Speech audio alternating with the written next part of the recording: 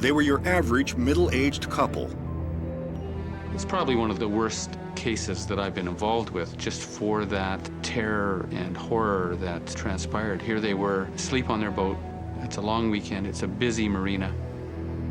To see another human being stripped of not only the dignity of the life that they should have, but also the fact that they can be humiliated before their death takes place, in my definition, that's evil. Enter the world of forensic science, the science of crime, where a suspect's guilt or innocence can hang on a single piece of evidence.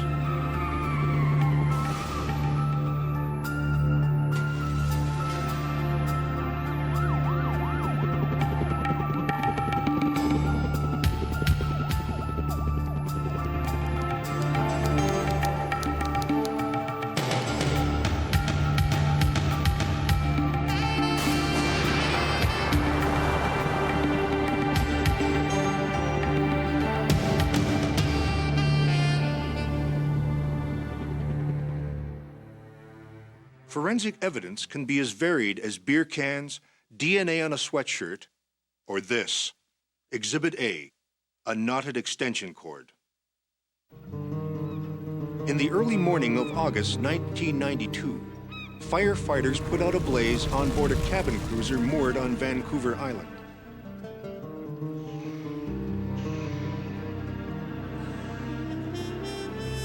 Inside the cabin, firefighters make a gruesome discovery.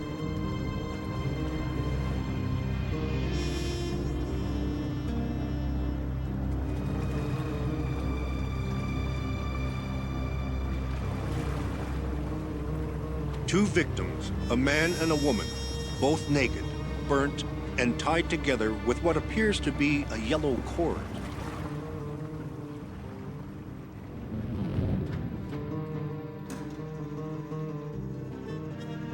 Given the burnt, waterlogged condition of the bodies, the initial autopsy fails to determine how the couple died. As a matter of routine, the pathologist takes a vaginal swab from the female victim.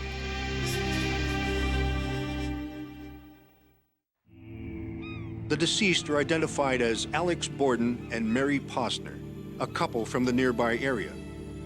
They were your average couple, middle-aged, that enjoyed spending time on board their boat, and that long weekend had spent the weekend on the boat. They had actually been seen on their boat by various people at the marina, having a barbecue and enjoying a glass of wine at the back of the boat. What hits the local papers is that the couple may have been engaged in a sexual bondage game and died when a fire broke out on their boat. The RCMP brings in the only law enforcement officer in North America actively involved in forensic knot analysis.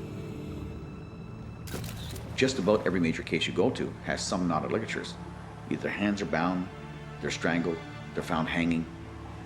Everything from ropes, chains, to clothing is used to be knotted on a victim, and in some cases the cause of their death. One thing he concludes: the couple couldn't have tied each other up.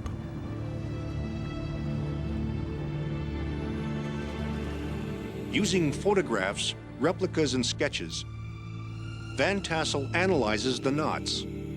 Understanding how the knots were tied will help unravel the mystery of who tied them and why. After the burnt-out boat has been towed away, investigators learn that a sailboat moored just across the way had been broken into the same night. The owner of the sailboat reports that someone drank his booze, stole a cell phone and a six-pack of beer, and left crumpled beer cans on deck. Investigators puzzle over the possible connection. Then something unexpected happens. The police get a call from a man who says, "I have information about the incident on the burnt boat." That man is Mike Smith, who police know has acted as an informant on a couple of occasions. An RCMP officer meets Mike at the marina where the couple's boat had been moored, and Mike's statement is videotaped. Mike says he drove to the marina with his friend Rob Smith, no relation, and a woman Rob had met in a bar that night. Her name was Mary. She would later be identified as the female victim, Mary Posner. Mike said Mary took them aboard the sailboat and was really coming on to him. She gave them booze and let Rob use the cell phone, so he guessed it was her sailboat. That's why he was surprised when, after a few drinks, she led him to the cabin cruiser right across the way.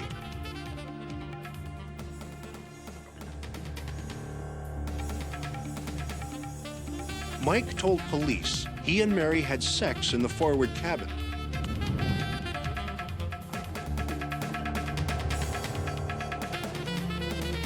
Afterwards, they drank wine and partied with Rob.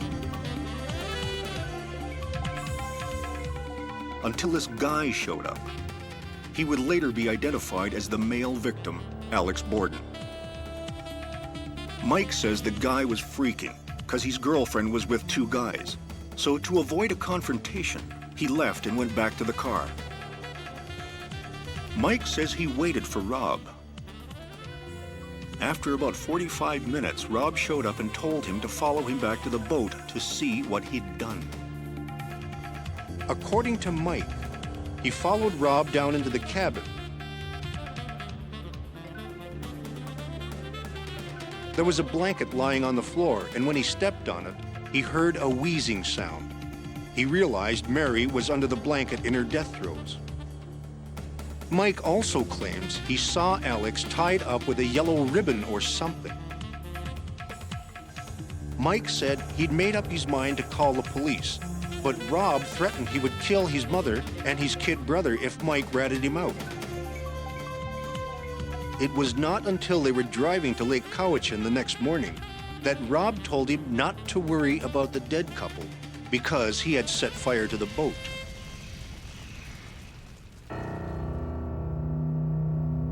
Trying to show the RCMP how helpful he's being, Mike takes the police to the rest area where he and Rob had thrown away the clothes they had worn that night. And finally, Mike shows them the spot at Lake Cowichan, where Rob took the cell phone he'd stolen from the sailboat and tossed it into the lake so it couldn't be traced.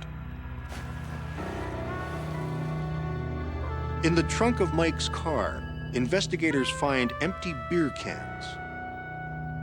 The serial numbers on the cans found in Mike's trunk are a match to the serial numbers on the cans found on the sailboat.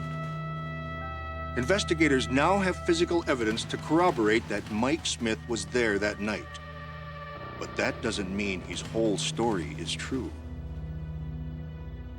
I was somewhat skeptical of the story completely. Some of it had certainly a portion of it that seemed to be truthful. However, being aware of the victims and their lives somewhat and their lifestyle, certainly portions of it were unbelievable and did not have a ring of truth to it. For instance, Mike had told them that he had no idea that Rob had set the fire until they were driving up to Lake Cowichan. Yet he also told police that he and Rob left the boat together. So when would Rob have been able to set the fire without Mike knowing about it? But until investigators can prove the couple was murdered, all they can do is charge Rob Smith with arson.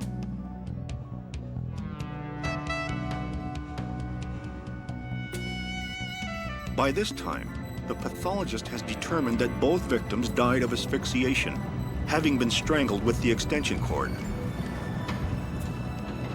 But it's not clear whether they died before the fire broke out or died in the fire.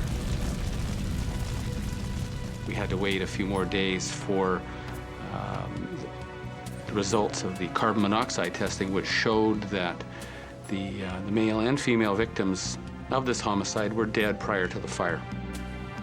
It is now clearly a double murder, and the fire was set to cover it up. When Rob hears that Mike has snitched on him, he claims he is not a murderer and vows to tell investigators the real truth. Mike Smith has accused his friend Rob of having murdered a couple found aboard a burnt-out cabin cruiser. Rob's story is very different.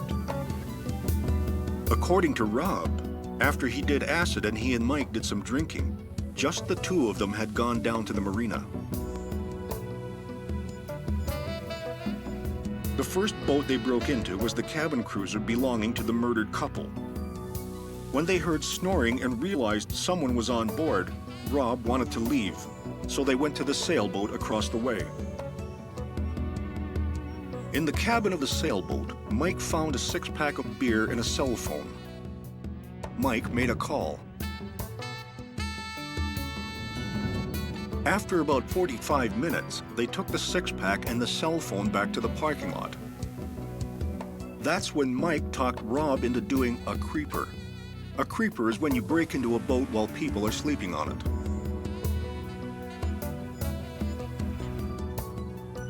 According to Rob, at this point they felt only the man was on board. They drank wine from a keg in the front cabin. Then Mike said he was going to sneak down and get the man's wallet. He took a yellow extension cord with him. While Mike was handing the man's pants up to Rob, the man woke up. Mike told the man it was a robbery and forced him to roll over. That's when they became aware that there was a woman down there. Rob says Mike tied up the man with the extension cord using what he called butterfly knots. The woman told them she had money in her purse. Rob found it and told Mike they should leave, but Mike refused, so Rob went back to the parking lot, leaving Mike on board. After 45 minutes, Rob says he went back to the boat and saw Mike on top of someone he believed was the woman. That's when he realized Mike might be killing the couple. Rob claims that he left again. It was just starting to get light. About a half an hour later, he saw Mike go to a dinghy and return with a gas can. Rob says he thought that Mike had set the boat on fire. What happened after that was pretty much as Mike had described it. The trip to Lake Cowichan, dumping their clothes at the rest stop, and tossing the stolen cell phone into the lake. I think that's an interesting thing. This one piece will make 52 layers. Watch on mobile devices or the big screen. All for free. No subscription required. Robert Smith seemed much more, I don't know if sincere is the right word, but he seemed to be more truthful in his approach, or a little more sympathetic towards the crime than Michael Smith. But if Rob is as innocent as he claims, why did he spend the day with Mike and party at the beach?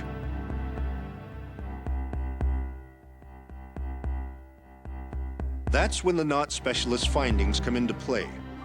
In this particular case, the cordage or ligature that was used was a extension cord approximately 50 feet long. It was probably outside on the dock, so it would be a utility cord used around a boat. The one end was attached to the left wrist of the male deceased by simply making 3 overhand turns. The ligature material was then taken around the elbow on the other side into this particular fashion. It was then taken under the elbow, again on the same side as the first knot. According to Rob, Mike tied up the man with the extension cord using what he called butterfly knots. The standing part, the long free end, was then passed around the waist, up over the back side, and 2 full round turns taken around the victim's neck. That would make 3 turns on the front. This would cause strangulation of the victim. If the victim struggles, he pulls this piece down, which could create more of a strangulation effect. First and foremost, he is not only restrained, but in a very perilous position. The long remaining standing part of the ligature then went to the female. Because of their consistency, and because they were all on the one side of the male deceased, I was able to determine that, in my opinion, only one person did all the time. According to Mike, Rob tied up the couple and murdered them when he was in the marina parking lot. According to Rob, Mike had tied up the couple and been the murderer when Rob was in the parking lot. What is the truth? And can forensics help investigators untangle it? Two suspects each told differing accounts of the events that led up to a brutal double murder, and each accused the other of being the murderer. According to Mike, he and Rob met Mary Posner in a bar that night, and later he and Mary had consensual sex. But after checking out the couple, investigators find Mike's story hard to believe. Mary Posner was a professional woman, 15 years older than Rob and Mike. She and Alex had a committed relationship and were planning to marry that September. She no sooner would have had any kind of relationship or involvement with these two people than being able to fly to the moon. The RCMP lab finally comes up with DNA results from the female victim's vaginal swab. It contains semen consistent with Mike Smith's DNA. Plus, on the sweatshirt Mike Smith discarded after the murders, the lab finds traces of his semen and Mary Posner's vaginal cells. The most important piece of evidence was the DNA evidence that showed that Michael Smith's DNA on a shirt that belonged to him was also mixed with the DNA of the female victim. The irony is that Mike led investigators to the sweatshirt. As a result of all this, Mike Smith is charged with 2 counts of first-degree murder. Though investigators now believe Mike tied up the couple, the extension cord also implicated Rob. Rob claimed he was up in the main cabin while Mike was down below tying up the couple. So how could he describe in detail the knots Mike used, particularly the butterfly knot? There's 3,000 plus knots. What are the chances of you describing a knot that somebody ties if you weren't present? They would have to be watching them, so they're right there.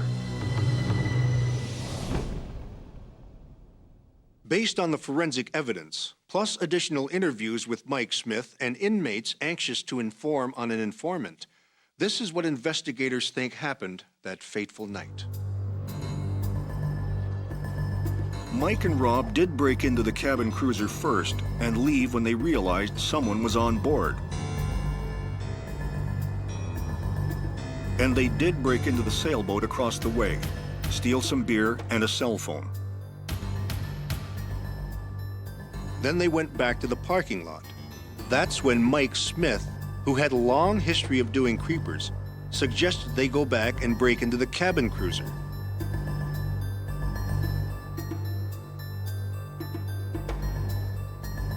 They may have thought only Alex was aboard.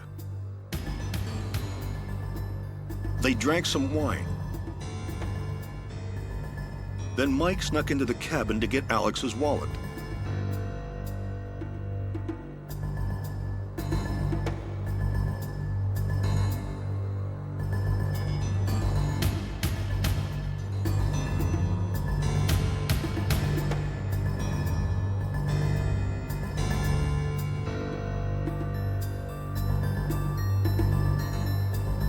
That's when Alex woke up.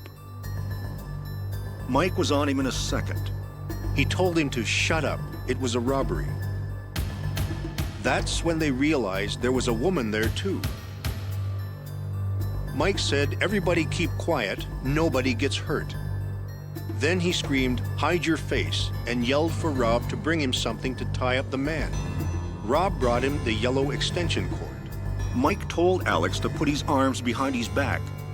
Probably Alex hoped that if he complied, the guys would just rob them and leave.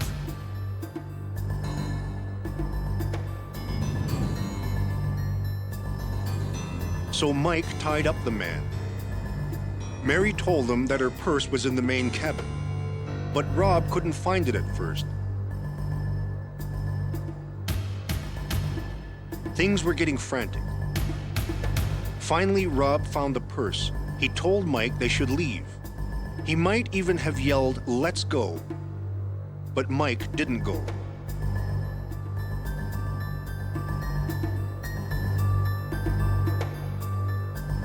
That's when the creeper turned into a nightmare of rape and murder. Right at the end, Mike later told an inmate, the woman prayed.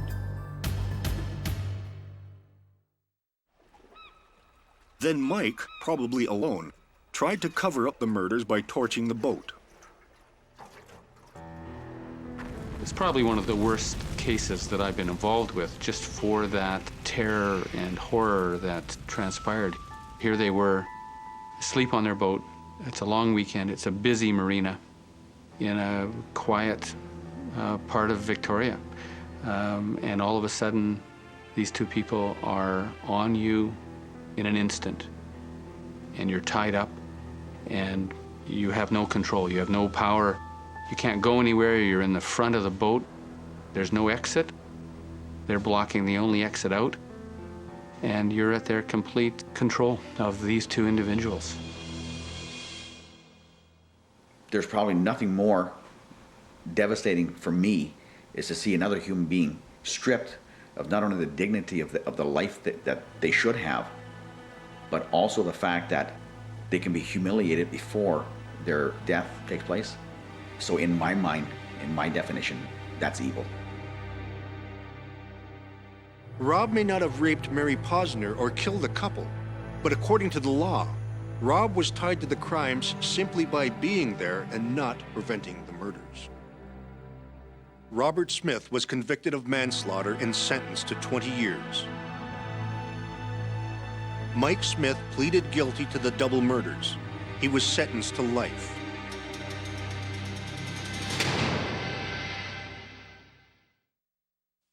The story of Mike Smith has some final gruesome twists.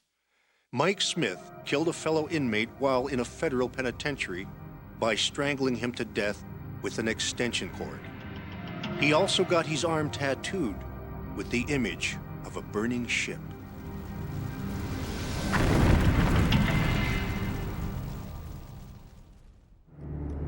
The stories on Exhibit A are based on true cases. The forensic scientists and investigators are the actual individuals who worked on the cases. The names of the victims are fictitious. The names of the guilty are real.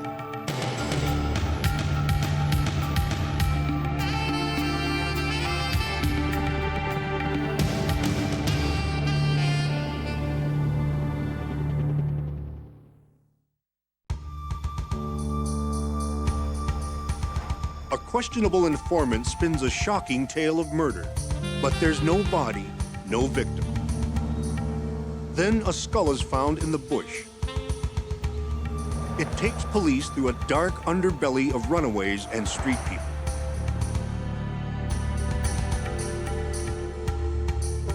With little more than bare bones, can police snare the killer?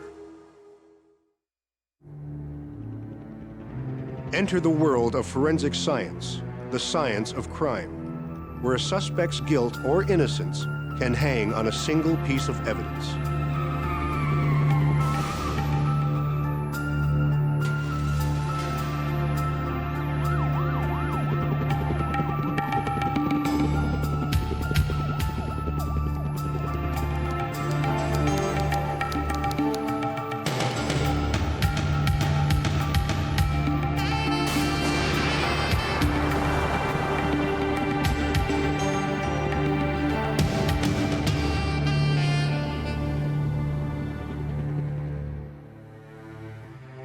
Police need evidence to solve a crime, but sometimes they need an informant to find out a crime has been committed. It's 1993. The RCMP in Saskatoon are trying to bust a cigarette smuggling ring. They use a known petty thief, Frank Ryan, as an informant. It turns out he's got more information than they expect. He tells them that a year earlier, a friend of his witnessed a murder. Ryan says the victim was an Aboriginal woman whose name was Angie. The murder happened in the Moon Lake district, an area of dense bush southwest of the city. They check out Ryan's story.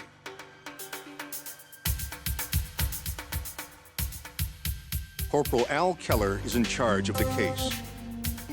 There was nothing to corroborate any kind of suggestion made by our informant at that time that there was anything wrong at all. Police are mystified. A murder report with no victim, no body, no evidence. Another year goes by. The police get another report, this time from a hunter scouting deer trails around Moon Lake. He spots a human skull in the undergrowth. Keller gets involved again. The skull was the thing that was most ominous. There it was, just sitting right out in the bush. Could this be Angie, the murder victim described by informant Frank Ryan?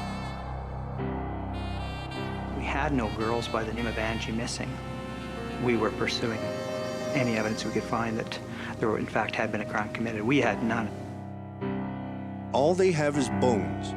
They don't know the cause or the time of death, the age, sex, or identity of the remains. Police bring in forensic anthropologist Dr. Ernie Walker. We spent virtually the whole day recovering the remains in a very controlled manner. They were spread over about 600 and something square meters. Dr. Walker concludes that the remains were probably scattered by carnivores. He discovers that there's soft tissue on some of the bones and fillings in some of the teeth. This means that these remains aren't part of an ancient burial site. Exhibit A, bare bones, worn down by time.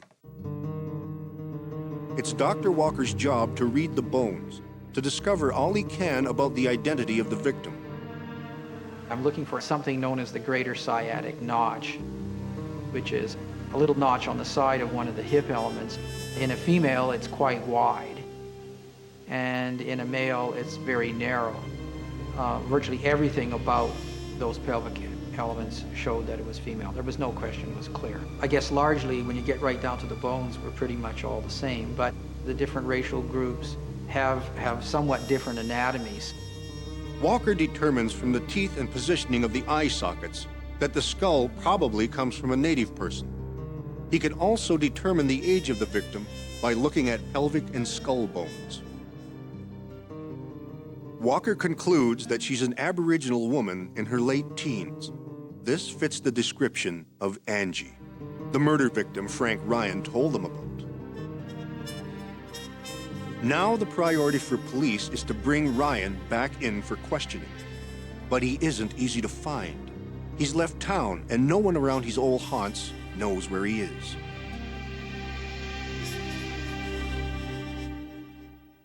While they continue searching for their informant, police make a shocking discovery. Another set of bones, just a few hundred meters from the first.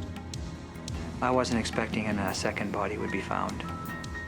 Then the next day, it gets even worse. A third body.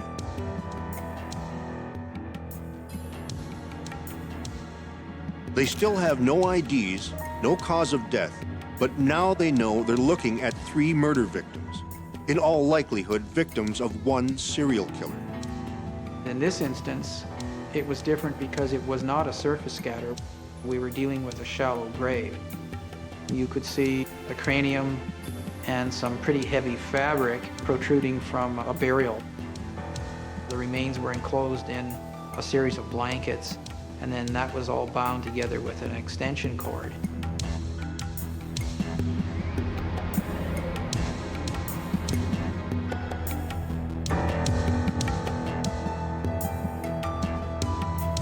The investigation escalates. And all of a sudden, there's national media pressure. There's, you have local interest groups. You have everybody wanting to know, and rightfully so. And you're just working as hard as you can. First, they need to know who these victims are. Police go to forensic artist Cyril Chan for help.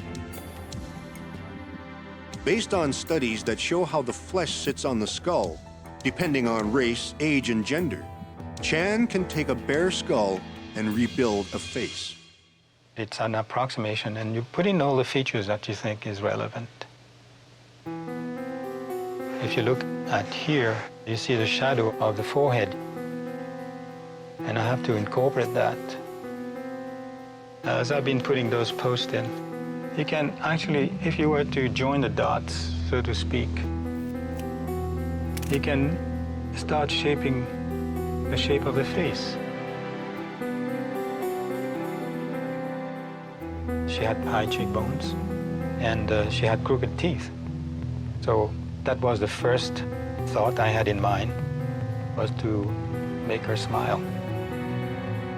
While Cyril Chan works to help ID the victims, police intensify the search for Frank Ryan, the original informant. He's their best lead to the serial killer. But his account of a year ago suggests he may not be a reliable source. He had lied to begin with. He had given us the name of Angie, and for all our efforts and all our data banks, there's no way we could find a missing Native girl by the name of Angie, Angeline, Angela as missing. Also, the friend Ryan claimed had witnessed the murder was untraceable. That person didn't exist. The sequence of events that he described for us didn't make sense. So, of course, he was a suspect. Was Ryan's information a bunch of lies, the product of a sick mind playing games with police? Could the serial killer they're looking for be Frank Ryan?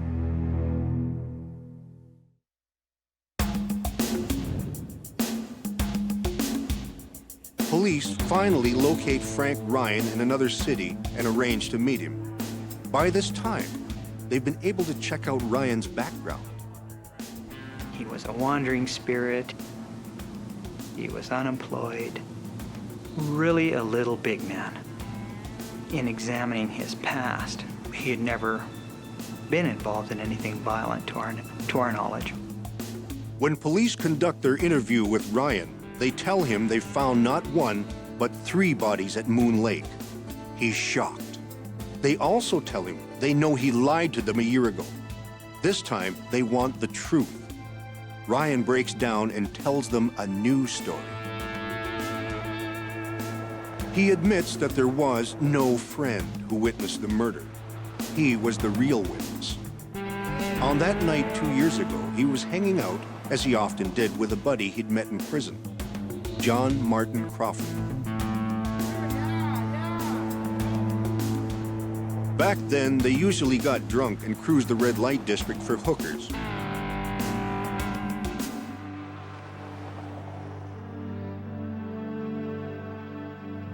On the night of the murder, they encountered a young Native woman whose name was Angie. They had seen Angie before hanging around the bars in downtown Saskatoon. Ryan enticed her into the car with the promise of money and booze.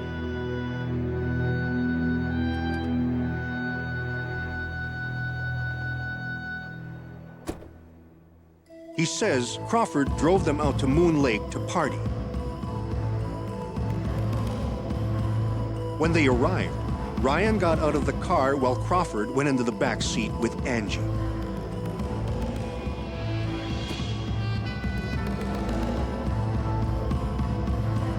Ryan heard an argument.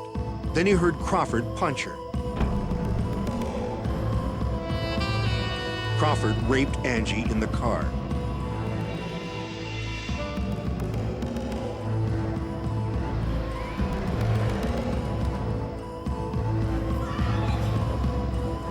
When the assault was over, she took off into the bush. Seconds later, Crawford emerged and told Ryan to hand over his knife. Ryan was scared, so he gave it to him.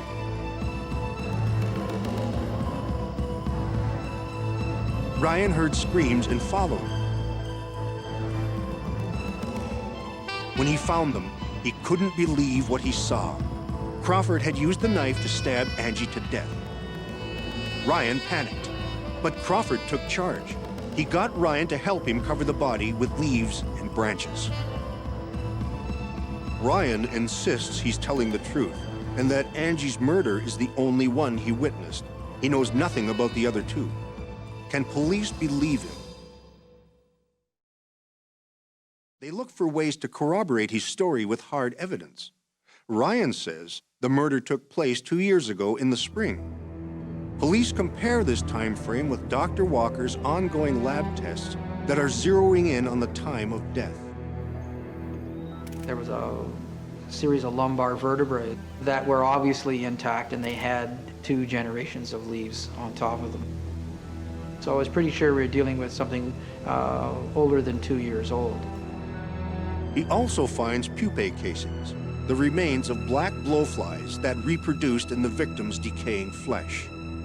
This kind of fly only breeds in cold weather, so Dr. Walker can place the time of death 2 years earlier in the spring or early fall, just as Ryan had said.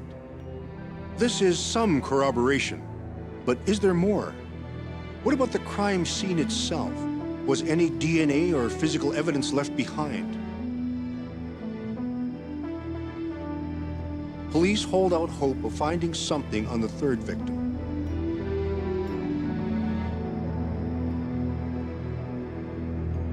The forensics team works to find some physical trace of the killer, semen, hair, or fiber on the blanket or extension cord. But they find none. It's only 3 weeks since the first body was found. Police have no physical evidence of the killer and a questionable story from a known liar. They don't even know the victims' identities.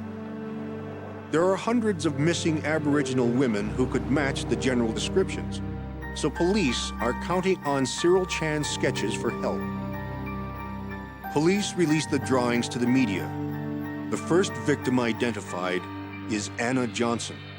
Her family sees Cyril Chan's sketch in the press and is able to identify their daughter.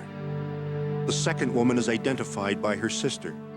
She's Ramona Peacock, 28 years old, the mother of 2 children. Her sister had been looking after the kids since Ramona's disappearance 2 years earlier. Finally, the police find out the identity of the woman Ryan called Angie. Her actual name is Marcy Wheeler, and she was just a teenager when she died. They dig deeper into her past and find out that Marcy had a tough life long before she met Ryan and Crawford. A sexually abused child, she ran away from home when she was only 12. Over the next few years, her family filed 38 separate missing persons reports for her. Each time she was spotted living on the streets of Saskatoon, and the report was withdrawn. Marcy was collecting welfare, but soon found that the only way to make ends meet was to turn a few tricks. As it turns out, Marcy had run into John Crawford at one of the bars she frequented, but she didn't trust him. She could tell he was a dangerous man. If Frank Ryan's story is true, then Crawford is the killer police are looking for. Police locate Crawford and have put him under surveillance. Then they get a damning piece of information. He's already spent 10 years in prison for the manslaughter death of another Aboriginal woman.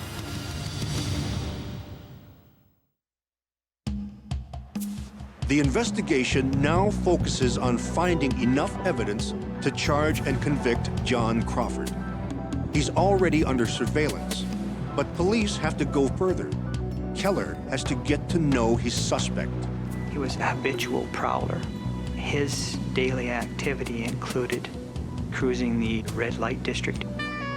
Crawford is a loose cannon, an impulsive brute with no emotional response. He's capable of a great deal of violence with very little provocation. He had no interest to our knowledge. He merely existed, living at home with his mother. Keller needs to find a way to trap Crawford. He brings in an RCMP profiler, Ron McKay, who specializes in sexually motivated homicides. Unquestionably, he fits the criteria of a serial killer. Killed 3 or more people with a cooling off period in between, and the people he killed had no daily association with him. The fact that Crawford's victims were all Aboriginal women gives McKay another clue. There would be a racist element involved in all probability, because he would see himself as a superior human being.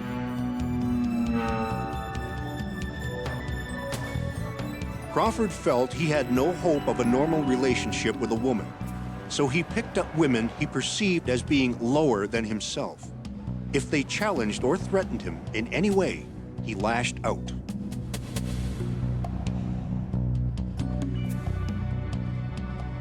I doubt that Crawford intended to kill that particular victim that particular day. He decided, rather than have her report the rape to the police, best thing he could do is kill her. That's a pretty simple solution, an impulsive act on his part. Serial killers usually kill in extreme isolation. 2 of these murders fit the pattern, but not Marcy Wheeler's. The fact that he had someone with him really didn't bother him, one way or the other, because he saw this person as the same as himself, or lower. But once he had committed the murder, it's interesting that he was streetwise enough to very quickly involve that other person in the disposal of the body, so he'd be less inclined to report it to the police. Police are now convinced that Crawford's the killer, but they have no hard evidence. To convict him, they're going to need a confession. McKay and Keller believe that Frank Ryan is the key. They approach Ryan and ask him to help set up an undercover sting. They want him to wear a wire to get a confession from Crawford. All we basically gave him for instructions was bring up a topic and let it go there. People have a need to talk about these things. Police have to get their approach exactly right. McKay's profile is crucial in setting up the sting. So we had to come up with plans that take them right to the scene, either the murder scene or the pickup scene, or somehow forcefully, emotionally, if you will, direct his attention to the topic we want him to talk about. Police get Ryan to invite Crawford up to his motel room. They set the scene with Crawford's favorite food and beer. They've arranged with a local television station to broadcast a report about the murders at a designated time. They've also placed listening devices around the room. There's nothing to stop him from talking about it because, hey, we're all in this together kind of thing. So he'd be more inclined to open up under those circumstances.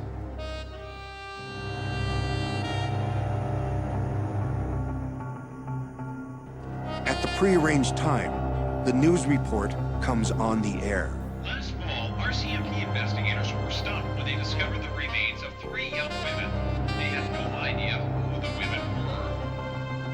The RCMP don't have a complete picture of how the 3 women met their deaths. They say all the 3 women frequented the downtown area.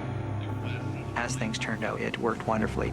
He seen the girl on TV and motioned, "That's her. That's the one I did this to." And I mean, what could be more unrehearsed than a person making an unprompted disclosure after seeing something on TV? Frank Ryan asked Crawford why he killed the women. He says, "They made me mad. I killed them first." Police have what they need.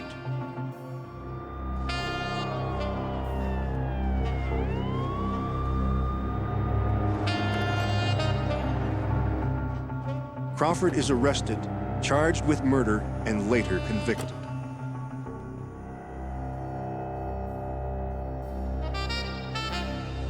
He thought he'd gotten away with the 3 murders.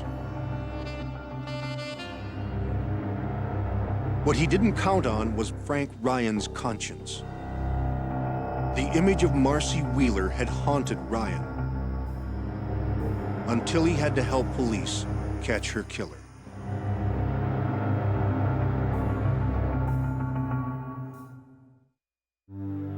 Marcy Wheeler, Ramona Peacock, Anna Johnson, street people, women who live on welfare and turn a few tricks to make ends meet. Their invisibility makes them society's most vulnerable people. And as long as they remain invisible, they are easy prey for brutal killers like John Martin Crawford.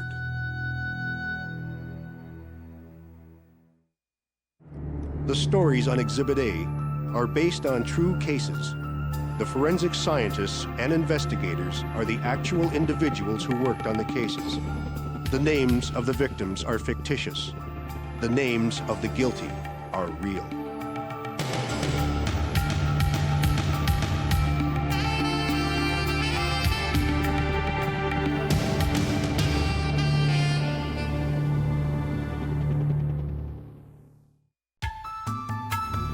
Police are up against a cunning killer. With no witnesses and no body, their investigation is going nowhere. But a mysterious informant has left a unique clue at the scene of the crime. Can scientists use it to solve a brutal murder?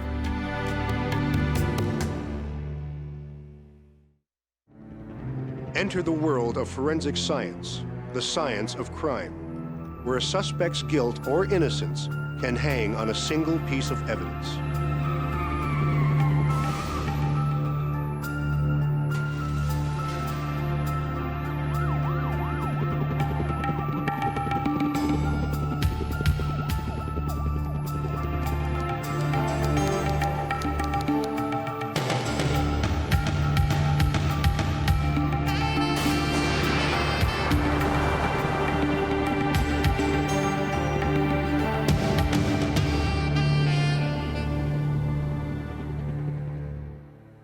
How many times can you cheat death?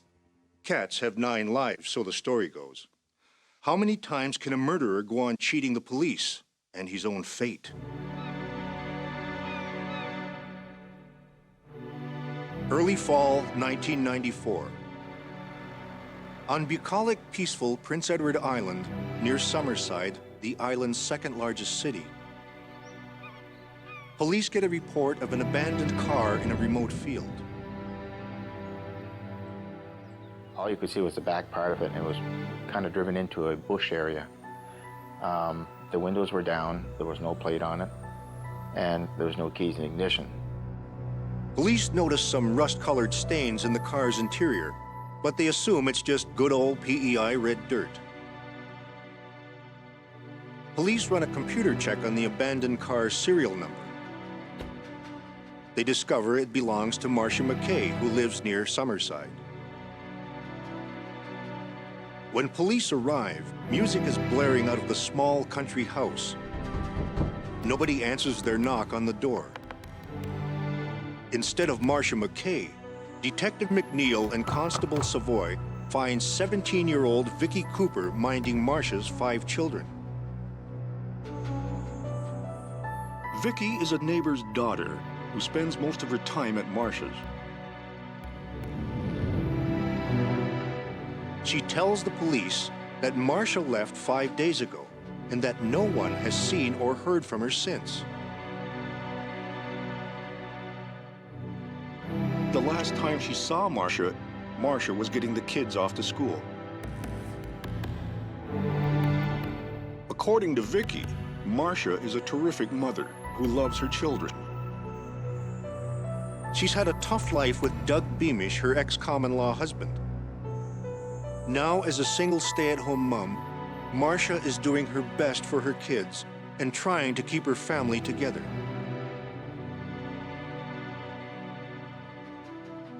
Vicky remembers that after the kids left for school, Marcia had gotten all dressed up. She even lent Marcia her favorite leather jacket before going back to bed.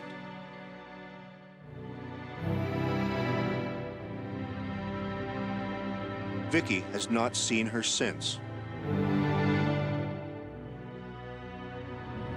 Inspector McNeil asks why Marcia's disappearance has not been reported. My understanding is they were worried that if they did report her missing, that social services may become involved and that they would take her children. They were concerned that children may be taken away from the family if their mother could not be located right away. Next, the police pay a visit to Marcia's ex-common-law husband, Doug Beamish. Beamish tells the police he's been worried about Marcia ever since he heard from one of his kids that she was missing. Detective McNeil wants to know Beamish's whereabouts on the morning Marcia disappeared. Beamish tells police that he was on his way to Marcia's to do some minor repairs when his truck broke down close to her house. He remembers getting mad because he wanted to get to work on an old house he was renovating. He knocked at her door but got no answer.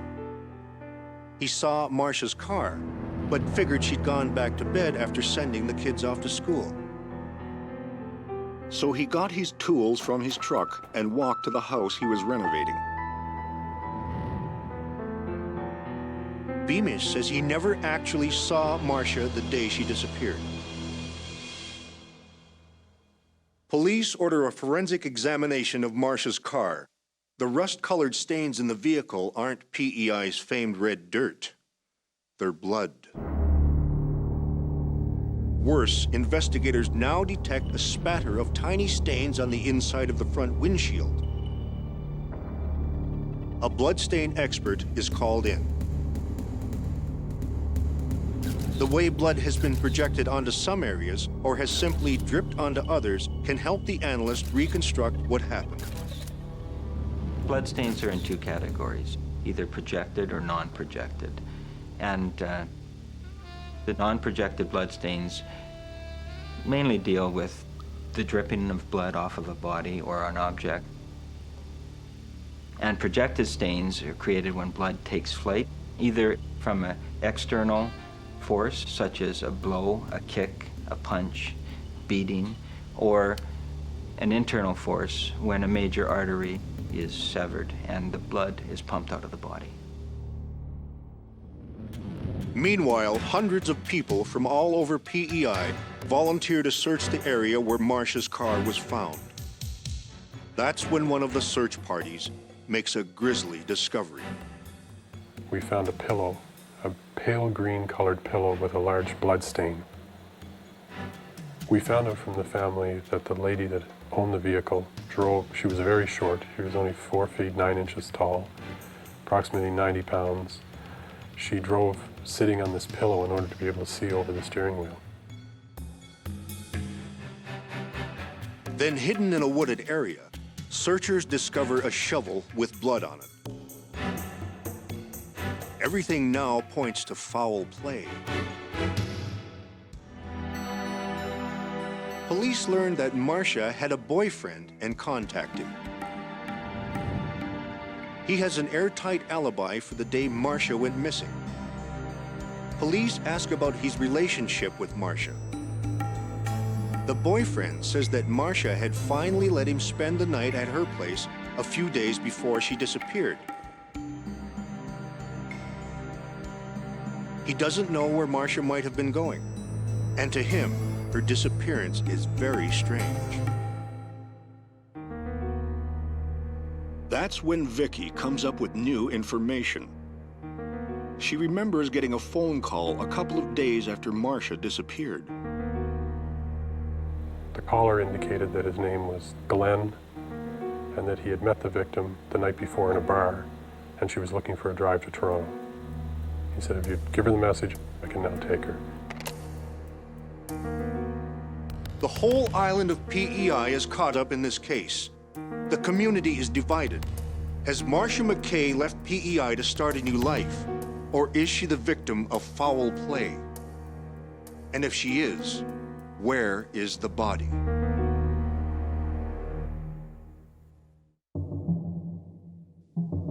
Police on Prince Edward Island continue to search for Marcia McKay. Her car has been found with its interior spattered with blood. A blood-stained pillow and a shovel have been discovered in the bushes not far from her abandoned vehicle. But Marcia herself seems to have vanished without a trace. Police need to match the blood in the car and the blood on the cushion to Marcia McKay. But there's no known sample of Marcia's blood which can be used to determine her DNA. So they conduct a reverse paternity test. After getting blood from Marcia's parents, police get samples from her 5 children. Essentially, using a process of elimination, they will be able to determine Marcia's DNA. Soon after this, Beamish moves to take custody of his and Marcia's kids.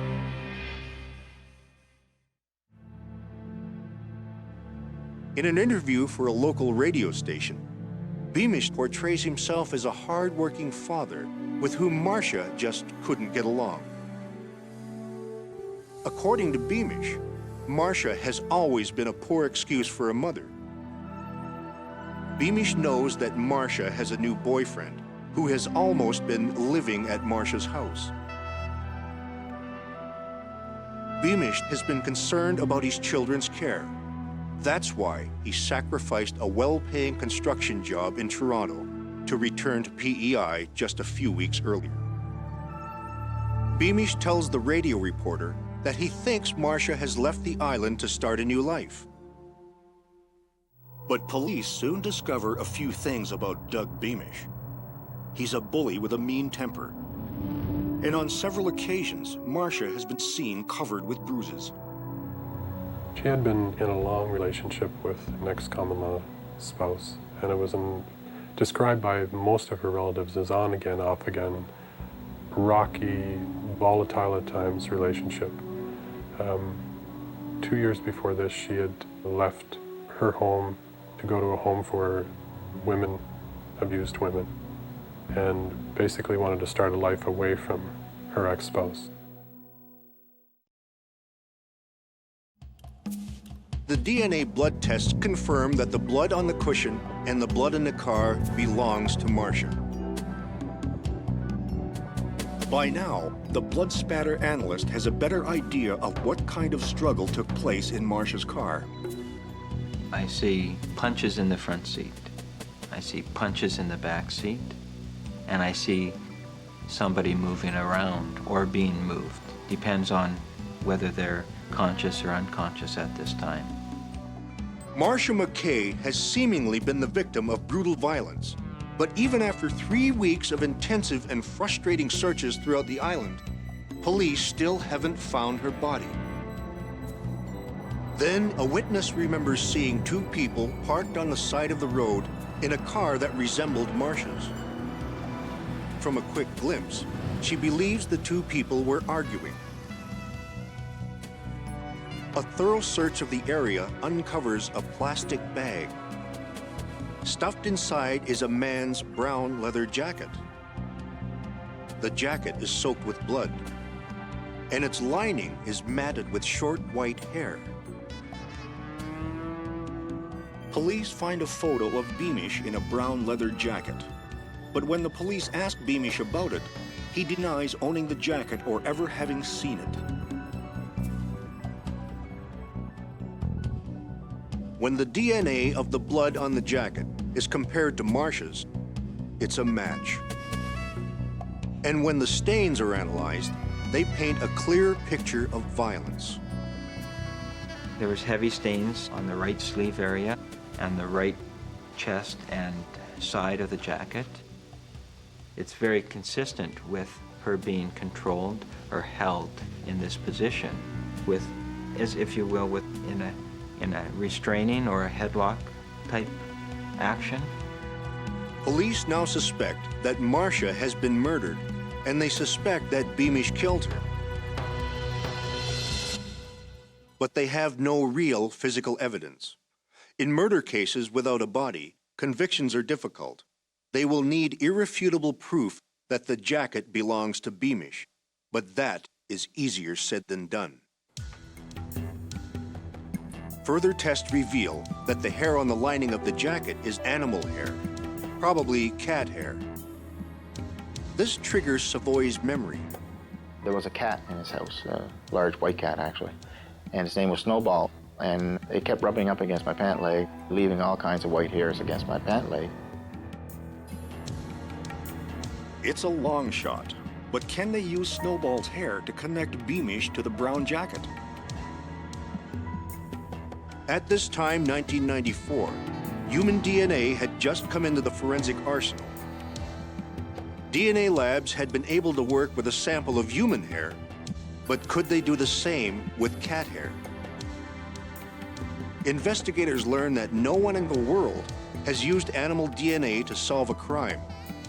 What's worse, none of the labs in Canada even want to try. Undeterred, PEI police keep searching. They finally find Dr. Stephen O'Brien, a molecular biologist in Maryland. Dr. O'Brien is constructing a gene map of American cats and is doing groundbreaking research on animal DNA. O'Brien agrees to give it a shot, but he needs two things to do the comparison: samples of the cat hair found on the jacket and samples of Snowball's hair and blood. That's when Snowball the cat is subpoenaed. I had to seize the cat from the residence of the ex-common law. And we brought it to a local vet who took some blood out of the cat, and we proceeded to deliver these exhibits personally. Exhibit A, Snowball, the family pet. Will Snowball's DNA prove that the blood-stained jacket belongs to Doug Beamish?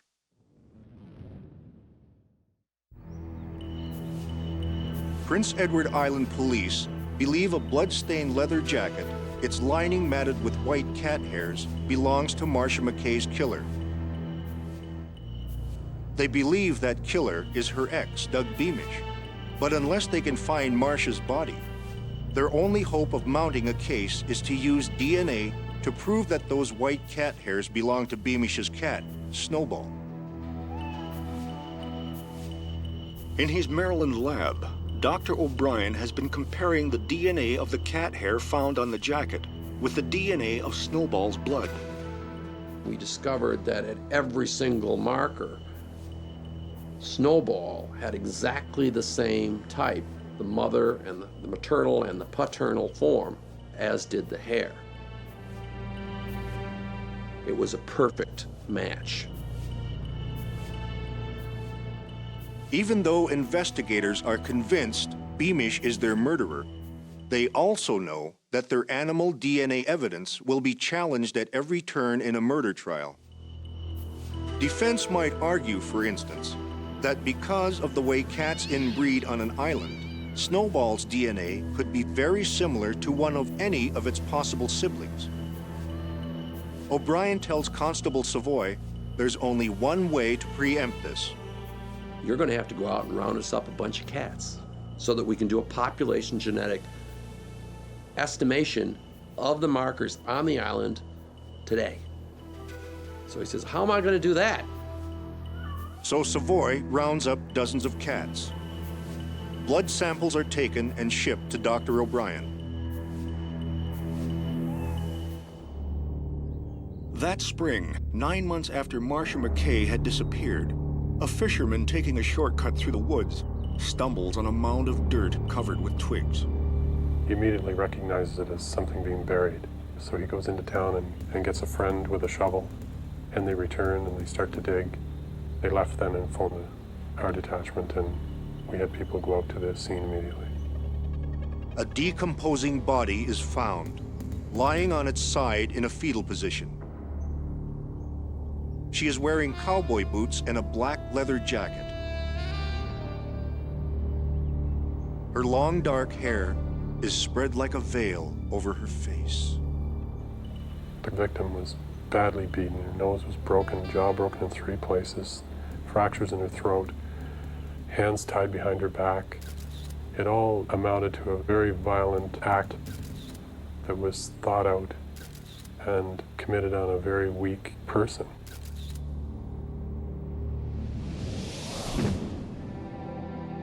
Vicky identifies the cowboy boots as Marcia's and the jacket as the one she lent to Marcia the morning she disappeared.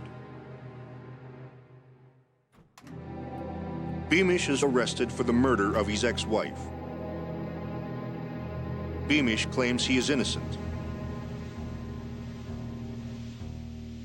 Dr. O'Brien's final piece of evidence arrives. Blood test from a random sampling of PEI cats shows a remarkable DNA diversity. The likelihood of a match was something of the order of 1 in 100 million. So small that it's virtually impossible. And so the simplest explanation was that the hairs that were found in the jacket, which was spattered with the victim's blood, were actually from Snowball himself. Based on all the evidence, this is the murder case the prosecution presents to the jury.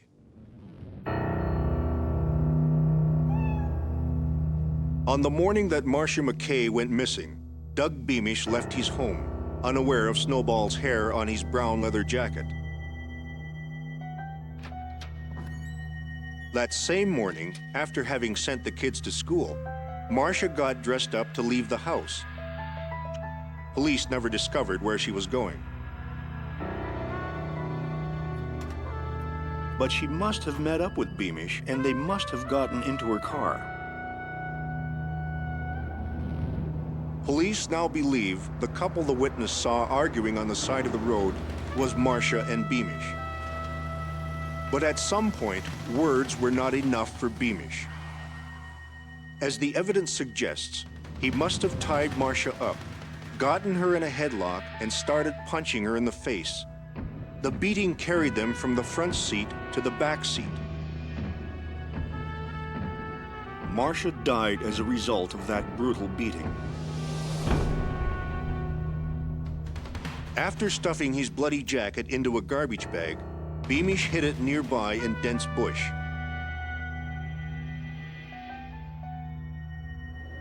Then he drove Marcia's car with her dead body 10 kilometers away. He buried her with her hands still tied behind her back.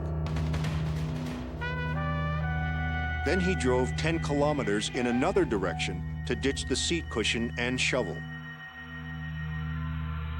After abandoning Marcia's car, he walked the long walk back to Marcia's house to pick up his truck and drove home. Beamish must have thought no human would ever catch him for the murder.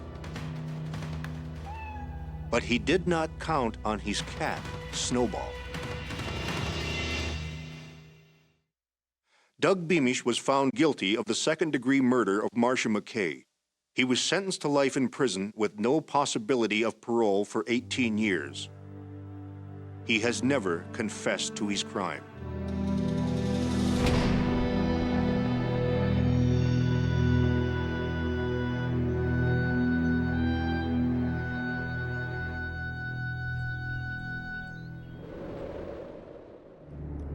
The stories on Exhibit A are based on true cases. The forensic scientists and investigators are the actual individuals who worked on the cases. The names of the victims are fictitious. The names of the guilty are real.